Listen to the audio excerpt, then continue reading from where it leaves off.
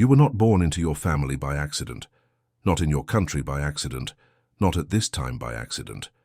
Edgar Cayce, across more than 14,000 readings, described the same process again and again. What happens to the soul before it enters a body? And what he described doesn't resemble any religious image of heaven or purgatory. It looks more like very specific preparation, with specific people, with specific decisions, and with one question at the center of everything: what exactly does this soul need to complete? And which family, which country, which era will provide the best conditions for that? Stay with me, because the answer to why exactly these parents changes how you look at the most difficult relationships in your life. Let's start with the place where the soul exists between incarnations, because most people imagine this as emptiness or sleep. Cayce described something fundamentally different. He called it different things across different readings: the sphere of souls, the waiting place, the intermediate state. But the description was consistent and specific. This is not a static place where the soul simply waits its turn. It is an active state in which the soul continues to exist, to process what has passed, and to prepare for what comes next. Cayce said that it is precisely there that the soul has full access to what he called the Akashic Records, what he described as the universal record of every moment of every existence. Not as an archive you have to scroll through for hours, as direct knowledge that is available instantly and completely. Imagine being able to simultaneously remember every moment of every life you have ever lived, with full understanding of causes, consequences, unresolved themes, and what requires continuation. It is from this state of complete knowledge that decisions about the next incarnation are made. This is why Cayce said these decisions are always precise, not because someone makes them for the soul, but because the soul itself in this state sees what it can never see while inside a physical life. Michael Newton, a PhD and hypnotherapist who regressed more than 1,000 patients into states of deep trance, documented the same thing Cayce described, approached from a different angle. His patients in trance described the space between lives as a place of absolute clarity. One of them, a 50-year-old man, a skeptic, an engineer, described it this way: "There I knew everything about myself simultaneously, everything I had done, everything I had left undone, everything I had promised myself and hadn't followed through on. And this knowledge wasn't painful. It was simply precise, like a blueprint. From that blueprint I chose my next step. Now come the criteria for choosing a family." And here Cayce said something that sounds almost unbearable at first, to those who grew up in difficult family conditions. The soul doesn't choose a family based on comfort, not based on love in the ordinary sense. It chooses a family based on necessity, specific personal karmic necessity. Cayce described what he called karmic knots, unresolved patterns of relationship that carry over from life to life. When two beings have an unresolved karmic knot, they are drawn to each other again and again, in different roles, under different circumstances, but with the same unfinished business between them. And nowhere can that knot be closed with such intensity as in family relationships, because family creates the closeness and the dependency in which it is simply impossible to just walk away when things get hard. A real case from Cayce's readings: a man came to him with a question that had tormented him his entire life. The relationship with his mother was unbearable: control, the impossibility of setting boundaries, a constant sense that he owed her something he couldn't give. Therapy hadn't helped, distance hadn't helped. Whatever he tried, the pattern kept reproducing. Cayce in trance described that in one of their previous incarnations, these two had been in reversed roles. This man had been the one who controlled, and his current mother had depended on him in exactly the same way he now depended on her. Not out of malice. He simply hadn't understood what total dependency does to a person, couldn't understand it, because he had never experienced it from the inside.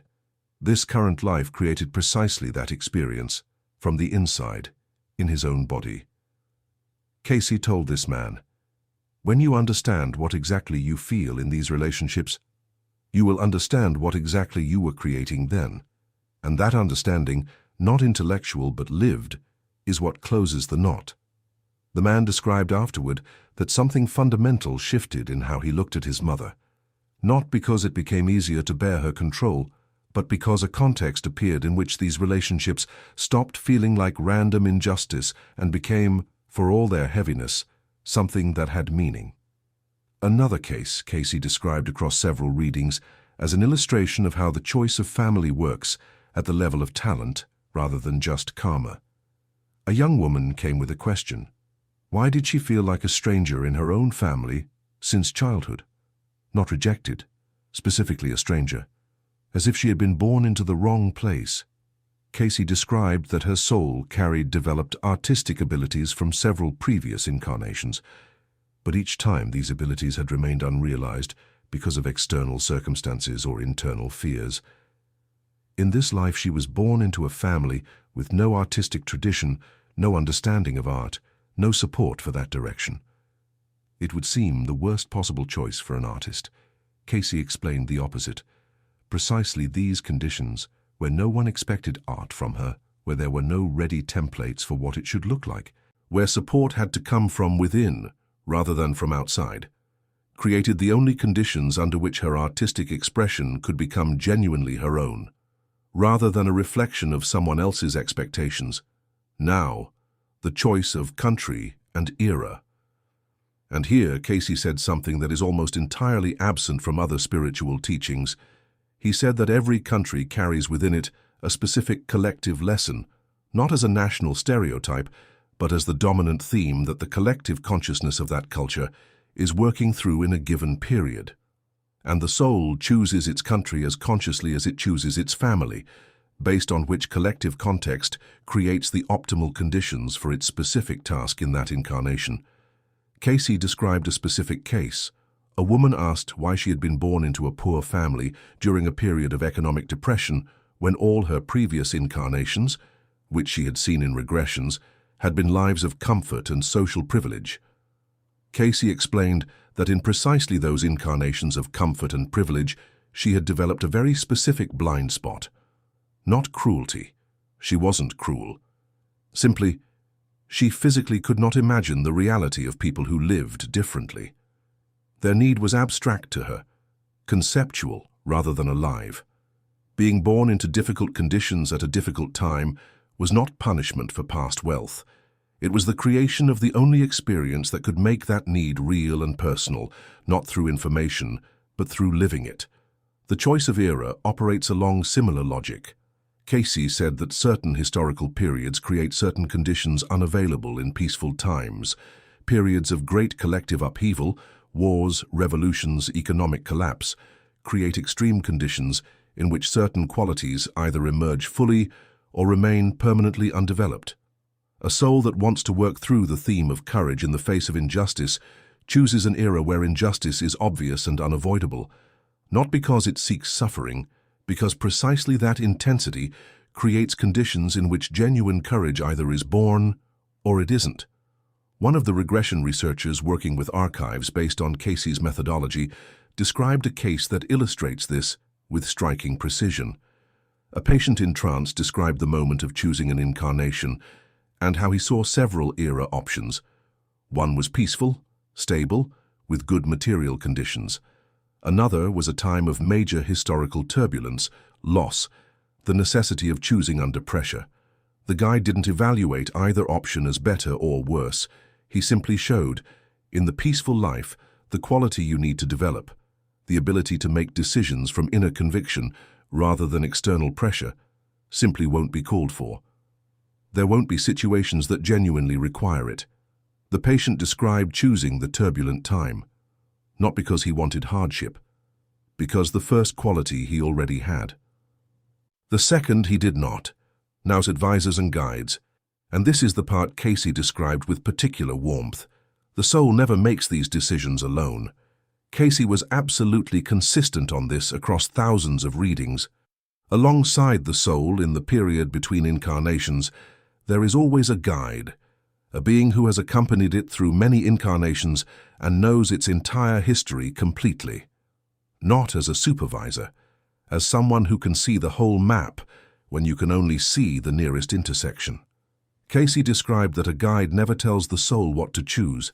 He shows, specifically in detail, what exactly will happen with each of the options, which lessons will open up, which will remain unresolved, which qualities will be able to develop and which won't. And the choice, always and entirely, remains with the soul. One of Newton's patients described a conversation with his guide before birth with such precision that Newton used this case in his books as one of the most detailed illustrations of the process. The patient described how the guide showed him two family options. In the first, loving, supportive parents, stable conditions. In the second, a difficult family dynamic, a distant father, a mother with unprocessed trauma.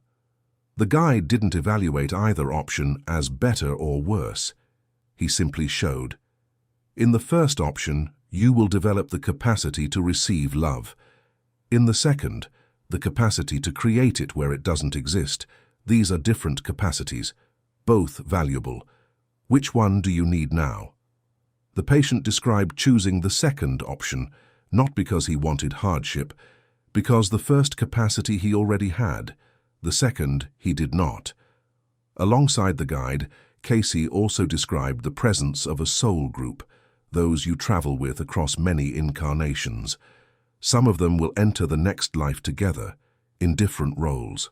The one who will be a friend, the one who will be an adversary, the one who will leave too early and leave you with an unresolved pain that redirects the entire course of a life.